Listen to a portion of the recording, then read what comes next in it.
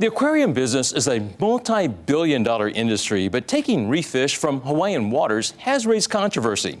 Recently, I got a chance to go behind the scenes of a research facility on Oahu that is trying to reduce the need to take fish from the wild.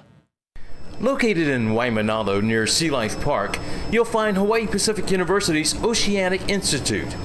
In 2015, it had a major breakthrough when, after 15 years of research, it became the first facility to culture the yellow tang, perhaps the most popular aquarium fish in the world. The methods that were developed for raising that species were then applicable to a broad number of other reef species, which are equally important, and really opened the door to showing aquaculture as a commercially feasible alternative to wild collection. These little guys that are swimming around here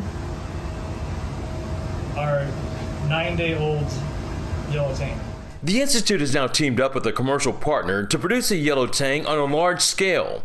The cultured fish, which sell for $165 a piece, are actually better for aquarists. Our fish are much more hardier because they're raised in captivity and bred in captivity over multiple generations, so they end up being a much hardier product. The Oceanic Institute is now using the eggs laid at the Aulani Resort's Rainbow Reef to expand its program of breeding fish. They've been really diligent about collecting those eggs for us, letting us know when they have them and how many they have, and then we send someone over to pick them up and we bring them here.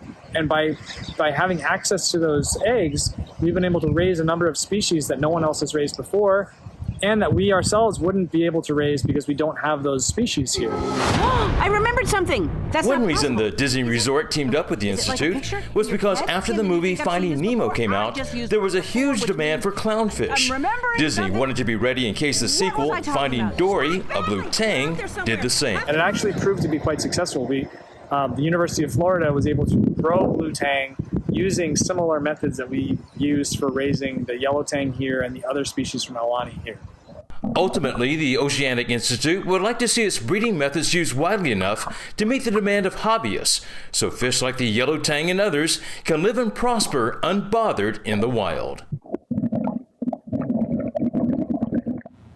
Up until 2015, only about 20 or so ornamental marine fish had been commercially cultured, but since OI's breakthrough, that number has more than doubled. So you could say the work being done here really helped catalyze this kind of research. Yeah, it's really amazing. And how did you stumble upon this story? Well, you might remember a few months ago, I did a story about the Aulani's Rainbow Reef and how they harvest the eggs there, and they send it to the Oceanic Institute. So when OI saw me do that story, they said, well, why don't you come here and we'll show you how we cultivate those eggs and, raise fish over here. Wow, very interesting work that they're doing. Doing some great work, yeah.